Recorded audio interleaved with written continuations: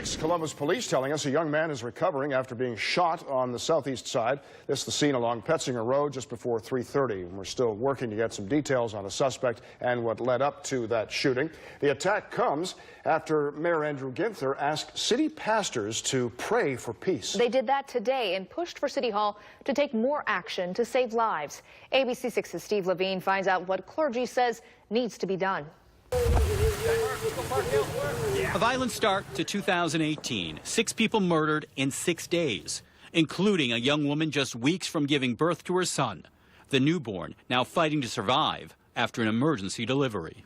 We hold in our hearts all those affected by violence, all those families torn apart by violence. Last week, Mayor Ginther sent this letter asking churches to pray for a safer and peaceful 2018 during Sunday services.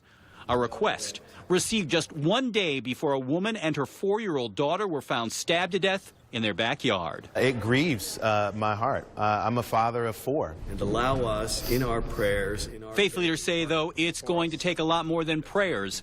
They want the city to step up to make the streets safer. We want to see community-led solutions and not to just see solutions from the leadership. 2018 already starting out with more police protection. 33 new recruits now patrolling city streets. In November, Mayor Ginther introduced a new safety strategy to battle a steep spike in murders and violence. And $2 million also will be allocated for police overtime and expanding neighborhood programs.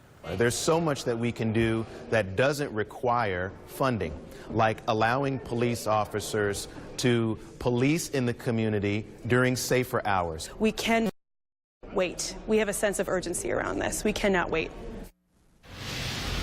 Now, nearly $5 million in funding has been included for community safety programs, and that includes training for crisis intervention for police officers. Nearly half of the patrol officers expected to be trained by 2020. And Stacia, this is something that pastoral groups have been asking for quite some time.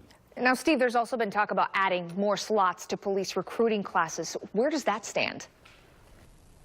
Well, I checked on that this afternoon. Right now, 70 slots are slotted in the budget for police recruits. But someone within the mayor's office told me they continue to look for more funding to see if they can add more positions. And they do have some time because City Council actually doesn't vote on this until sometime next month.